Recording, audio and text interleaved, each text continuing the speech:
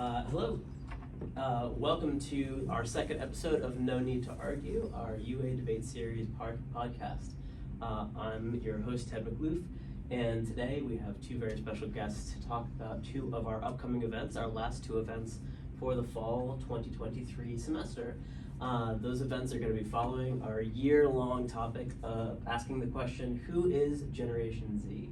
Up first today, we have Barney McCabe, who's going to be talking to us a little bit about our upcoming event that is going to be talking about Generation Z and the concept of AI. Welcome, Barney. Hi, nice to see you. Thanks. Thanks so much for being here. So you are going to talk to us a little bit before we talk about our event.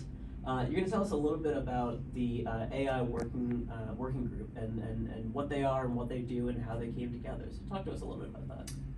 Yeah, so this summer we held a working group sort of to try to get a conversation started around AI on campus. And if you recall, sort of at the end of the last semester, ChatGPT came out in full force, and it created a whole lot of interest on campus about this generative AI. Was this a tool to just cheat for classes, or is this a tool that should be put into every student's handbook and started being used? And so I was talking with Greg Heilman in the provost's office, and we thought we wanted to get that conversation started. We wanted to be as inclusive as possible. Greg was looking to get syllabus guidance for faculty who are going to be coming back in the fall semester as to what they should put in their syllabus and how they should start to think about this and address the topics. So we put out a call pretty much campus-wide and invited people to join us in the conversation. We had faculty, we had 40 faculty and staff and some students sign up and work over the summer in working in the teams within the working group, trying to talk about, again, the syllabus guidance, but also how is AI going to affect education? How's it going to affect research? What's going to happen with industry and AI? What kind of workforce changes will there be? Sure.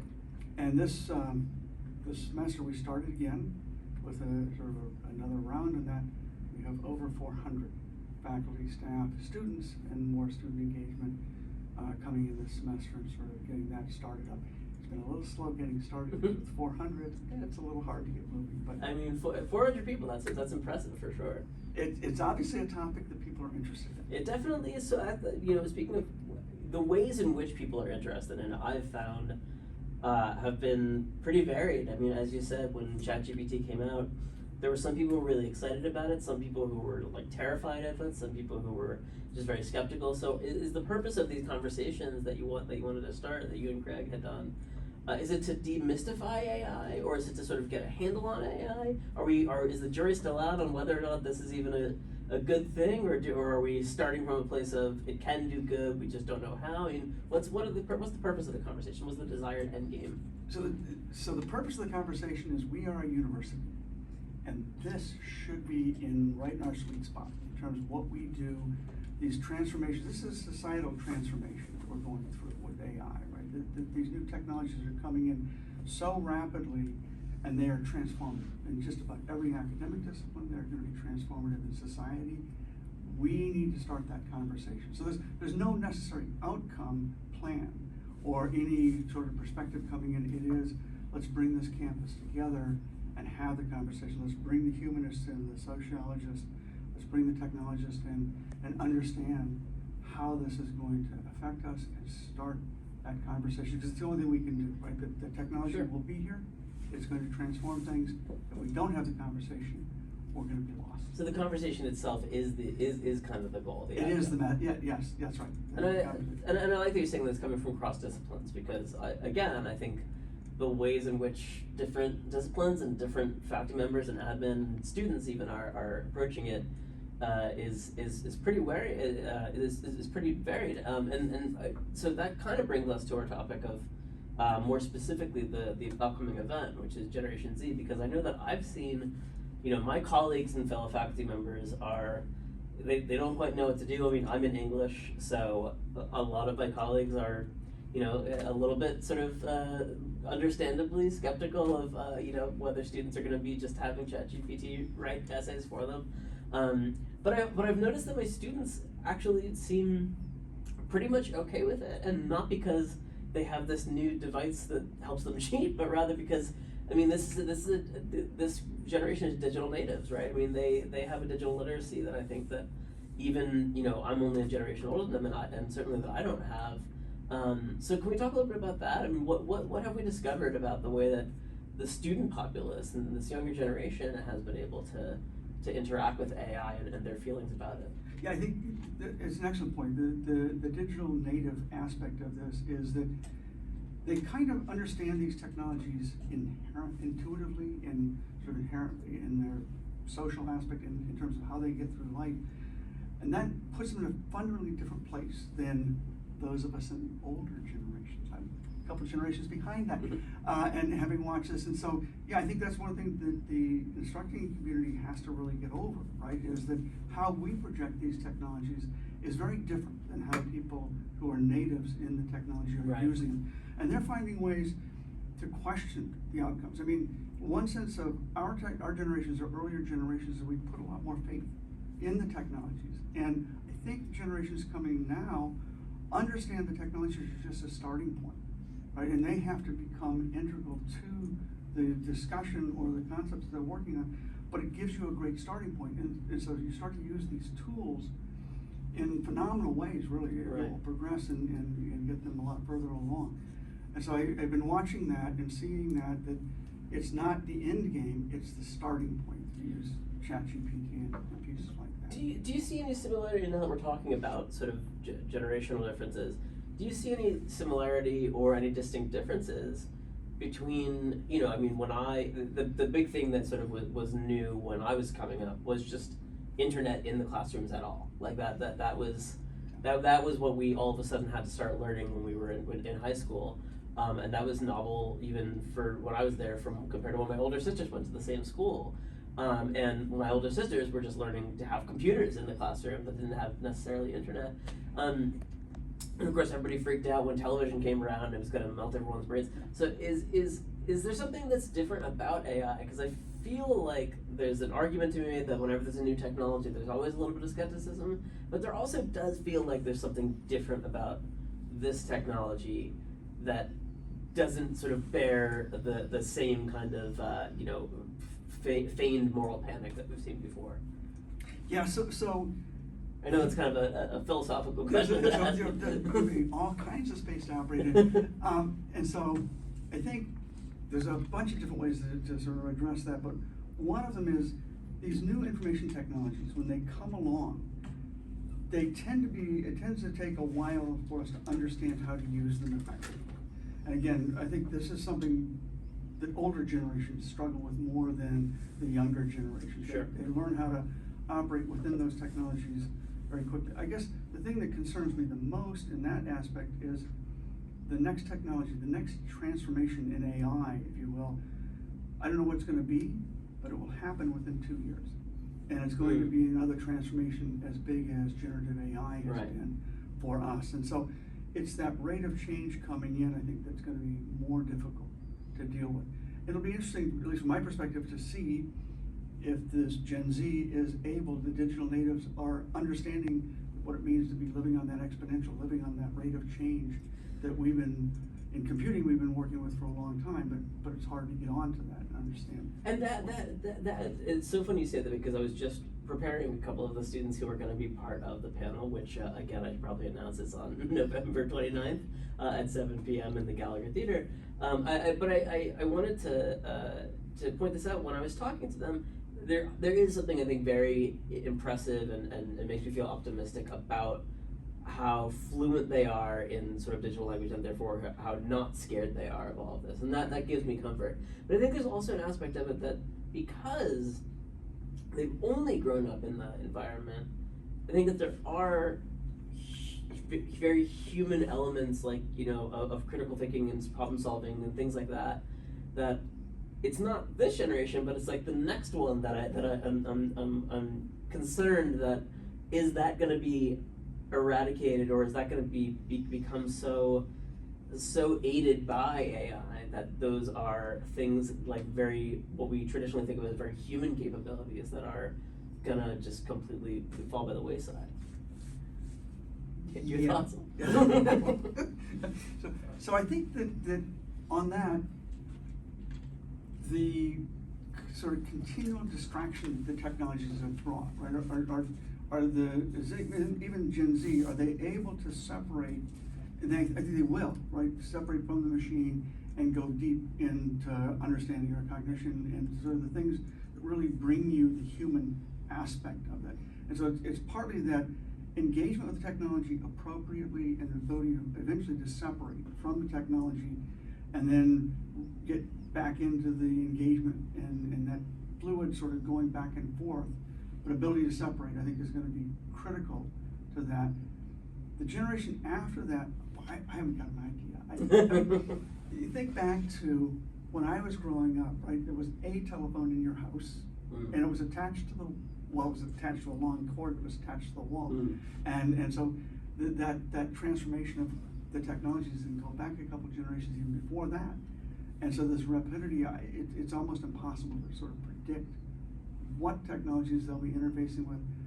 You know, obviously they'll have a lot more support for information coming to them, right. How they choose to use that, how they choose to create in that environment, and how much more opportunity there is to create. I think that'll be the exciting part of this, and hopefully that's where we'll end up going, is the human act of creation will be enhanced tremendously. I like that, and I noticed that you used a kind of dicey word there when you said that they'll be hopefully engaging with it appropriately, and I'm sure that part of the conversations that you and the other 400 are having right now is what appropriate really means. Very cleverly, my assistant over here asked ChatGPT a question. What would be a good question for this interview? So I'm going to read one of those questions out to you really quickly. How can parents and educators help Generation Z understand the implications and potentials of AI in their future careers and lives? That's from Wow. That's from ChatGPT. So I would tell ChatGPT. I think my questions were better. I'll say that. I think I'll agree with you there. And I would invert that and say, what can we learn from this generation and how to use these technologies? Mm-hmm. Because I think we're going to have to watch that and see how they end up interacting with it. The only advice I would give is find ways of detaching from the technology, so it's not that constant interruption, so you right. can get those long periods of thinking and reflection that are so critical to future creation and human endeavor, right? So that's the only thing I would say. Otherwise, I want to watch them and learn right. from them how right. to use the technology. I'll tell you, every single day that I go into classrooms, I learn more and more from my students about just how to be alive right now, and I love it. You said that was your piece of advice. On that, I think we're just about out of time. So are there any words that you want to leave our audience with and our students with from your experience working with this group? Wow, that's again open-ended. I can go any place I want.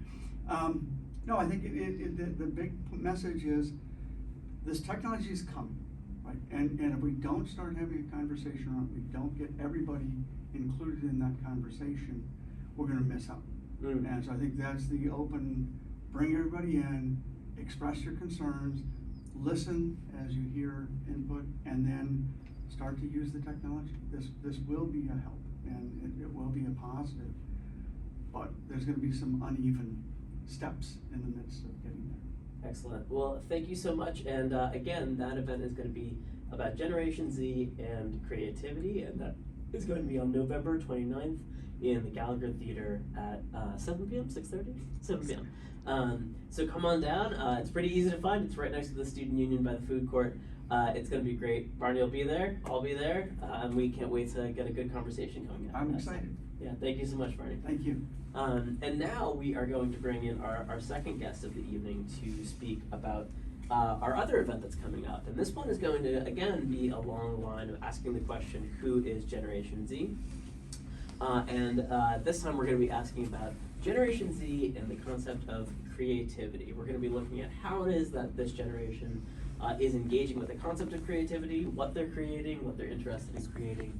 We're going to have some pretty special guests that night. We're going to have Grant Faulkner, the executive director of NaNoWriMo. We're going to have editor of 100 Word Story, Michelle Ross. And we're going to have poet James Hoke. But we also, because we're going to be having a discussion about Generation Z, it wouldn't be complete if we didn't have a member of Generation Z. And here to represent that, we have Reese Coos. great to be here. Very nice to have you, Reese. So, you had very boldly reached out to us because you said that you wanted to be on this panel. It was interesting to you. So, can you talk to us a little bit about what it is about the subject and the topic that engaged you enough that you wanted to be part of the panel? Yeah, I heard about it through an internship that I was doing at the time, and the subject just really grabbed me because, well, firstly, as you mentioned, I am a member of Gen Z, Mm-hmm. and also I am a creative. I'm a creative writing major. Can I ask what year you were born? I was born in 2003. 2003. So that's Yeah. right in the Yeah. bell curve of Yeah. Generation Z. That's okay. Right Cool. in the Great. middle, yeah. Yeah, so I thought that crossover really was really interesting and something that I would like to be able to contribute to.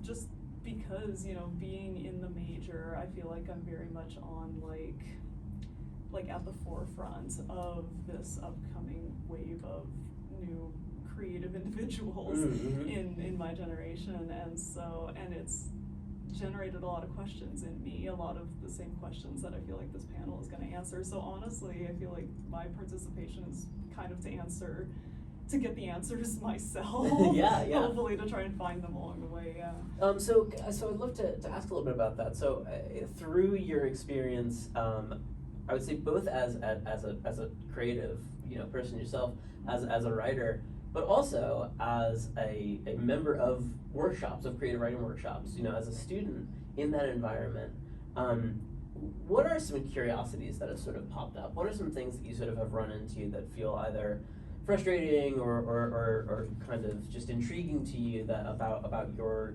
cohort and your peers?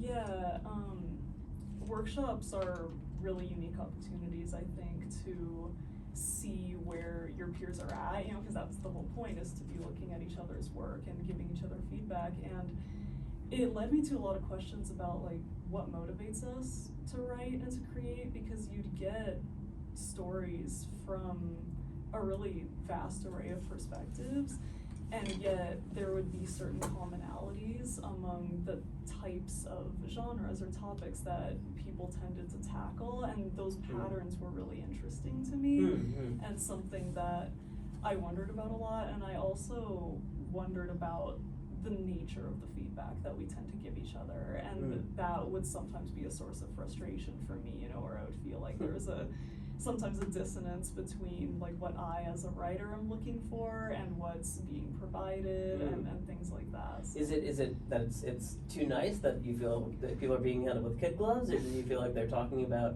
aspects of the creative process that you sort of are uninterested in? What do you feel is that generally the case? A little bit of both, and obviously this is a personal perspective, but I do feel like because... Yeah, no offense to any of Reese's No, fellow students. Yeah. of course not. But I feel like as writers, my generation has a tendency to view each other's writing as very personal, Mm-hmm. and I think because of that, we can be very hesitant to fully critique Right. certain things about each other's writing, because we feel like we're critiquing the person themselves. Yeah. And that can lead to people being a little hesitant, I've noticed. Yeah. And obviously there is personal preference there, and I tend to prefer more blunt feedback. Mm-hmm. And so there's not, you know, one correct way to give feedback, but I do notice some hesitancies there. Yeah. Do you feel like any of that is connected to, I mean, statistically, a lot of studies point to the fact that Generation Z is much more open and comfortable, which I think is a great thing, about the concept of mental health. Mm-hmm. And do you feel like any part of that is a sort of use of creativity as a form of therapy, as a sort of like therapeutic thing, as a confessional, and therefore it does feel a little bit strange to be critiquing people's stuff when it's being used in that way? I think it certainly can be. Mm-hmm. For example, in the workshop I'm currently in, it's very common for people to put trigger warnings at the beginning of their stories, which I think is great. You know, I think that sort of sensitivity is definitely warranted if we're going to be talking about difficult subjects. Reese, for those listeners who are unfamiliar with trigger warnings, can you just give them a Oh yeah, of course. Trigger warnings would be just a note before the story, just letting readers know what difficult topics or subjects might be handled within the piece, so the reader knows if it's something that might be emotionally triggering for them or Mhm. something that they might want to avoid. Okay, great. And sorry, so keep going. No, yeah, you're good. So yeah, things like that I think definitely lean into the mental health awareness aspect, which is certainly an advent in my generation that I think is really interesting. But also stories, as individual as the writing can be, it can also be quite impersonal at times. Like genre writing, such as was like just gonna ask about fantasy that, and yeah. science fiction and things like that have become really common. And that, you know, reading the story, not that you can't put personal feelings into stories like that, but it does tend to be a lot more removed. Other end of the spectrum. Yeah. I mean, you have I find that as a creative writing teacher myself, you know, where I see that it's either very, very, very personal stuff or pretty removed sort of genre stuff. I'd love to talk a little bit about the creative process, and if you feel as though, you know, I think you and I had spoken about the concept of sort of like creative communities, but of course we're coming out of a pandemic when communities largely sort of moved online, or were just completely kind of, you know, departed entirely. So can we talk a little bit about that? I mean, does it still feel as though there's an in-person community amongst creative writers? Is that a struggle that Generation Z's creatives are going through right now? Is to sort of reconnect to that kind of thing? What do you see? Yeah, I do think it is a little bit of a struggle. I think we tend to come together into that community during workshops, like during formal gatherings like that, where it's literally a class that we're taking for credit. But yeah, outside of that, I don't really work with many other writers. Okay. It's mostly in formal settings, and again, that's an individual experience, and I'm not saying that's how it is for everyone, but I do think even before the pandemic, I think the pandemic exacerbated a lot of things, but even before that, I do think there were a lot of attempts made, like writing conventions and things like that, to bring people together, but it was really easy to just kind of exist in your own bubble. Yeah, and one thing that obviously made it very easy to exist within your own bubble, and this maybe brings our conversations full circle, it's kind of impossible to talk about Generation Z without bringing in technology and the internet. So, yeah, for sure. Where do you see the internet coming into this conversation, and like how does that intersect with creativity? Well, when I was first thinking about the topic of Gen Z and creativity, the internet was probably the first thing I thought of, just because I think it's the most unique thing about our generation. Sure.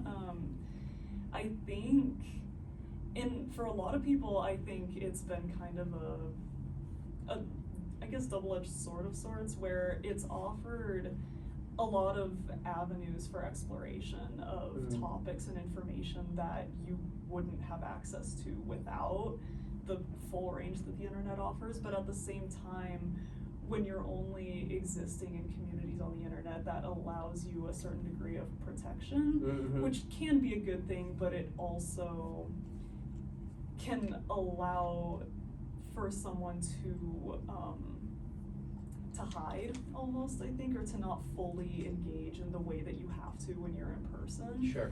And I think, especially for writers, having that in-person interaction where you can really go back and forth with someone about your creative process, about the work, is really indispensable. And the advent of like online forums and stuff, again, great for connection, but I think not it can allow you, great for the process, right? No, not too great for the process, and I think it can allow you to hide from the bits of feedback that you maybe don't want to hear.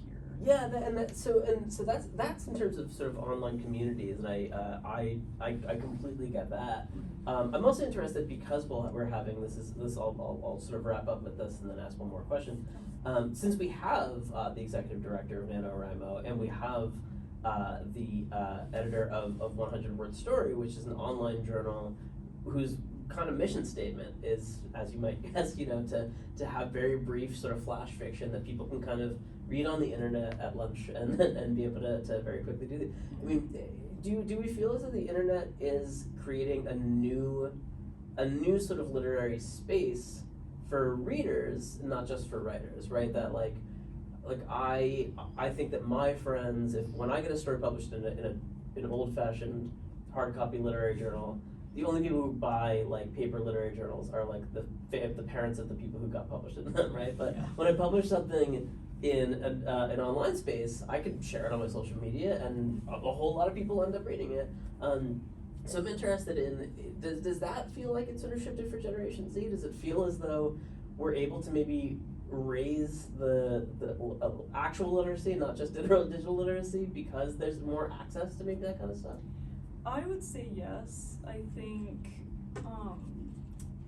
through the internet, people of my generation have been able to access each other's writing a lot Mhm. easier, which can lead to a much greater variety of ideas represented, of styles, of things like that, and for readers, like you mentioned, a lot more opportunities to see perspectives different from their own, to engage with different types of work. One of the things that I think is the most fascinating about Gen Z work online is that it's not just writing, right? Right. Like, short stories, stuff like that are very valuable, but there are so many other multimedia formats of storytelling that are becoming more popular because of the different formats that the internet offers, and I think that's really fascinating to follow too. I think the literary canon of this generation is developing very rapidly because of the existence of the internet.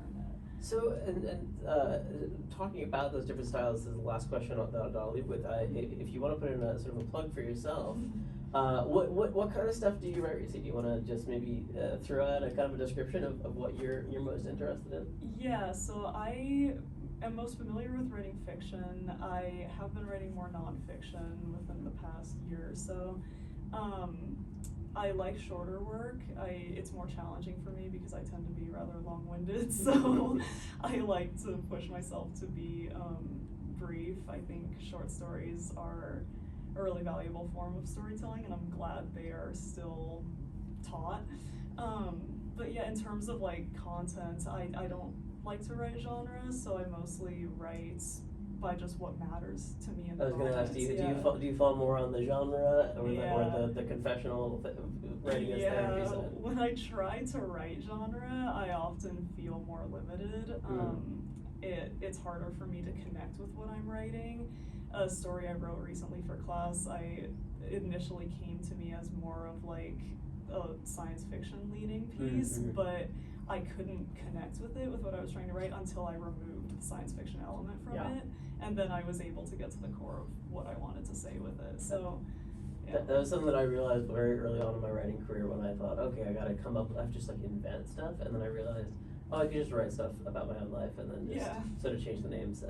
So, well, thank you, Reese. I'm really excited to have you on the panel. Again, that panel is going to be on November 14th, and that's going to be at 7 p.m. That one's going to be in Modern Languages, room 350, the big auditorium, right on what they call the third floor, but is in actuality the first floor. And it's going to be great. Reese, any notes about the panel? Anything that you wanted to say about what it's going to look like? Oh yeah, I'm so excited. This is an amazing opportunity that I certainly was not expecting to have this year, but I'm very welcome to. The other panelists are, so impressive, and it's really an honor to be able to sit with them. In terms of being, like the one Gen Z member of the panel is a little intimidating, but I've been reaching out to classmates and other people I know to try and get as many different perspectives as possible. So I'm hoping to give as holistic a view as possible. A lot of pressure on your shoulders to represent your entire generation, but we will have, I think, the vast majority of the audience is going to be on your side. So, and they'll be asking some questions. So I think that we'll be able to balance it out. Well, thank you again, Reese. So again, thank you for listening. Those two events, one more time, are going to be Generation Z and Creativity on November 14th at 7 p.m. in Modern Languages 350, followed by Generation Z and AI, which is our last event of the semester, finishing out the semester with a bang, with a very, very, very popular topic, and that's going to be on November 29th in the Gallagher Theater at 7 p.m. We'll have snacks at both, come on down. It's going to be really, really fun, and the audience gets to participate in both of those events. Thanks so much, and we will see you next time on No Need to Argue.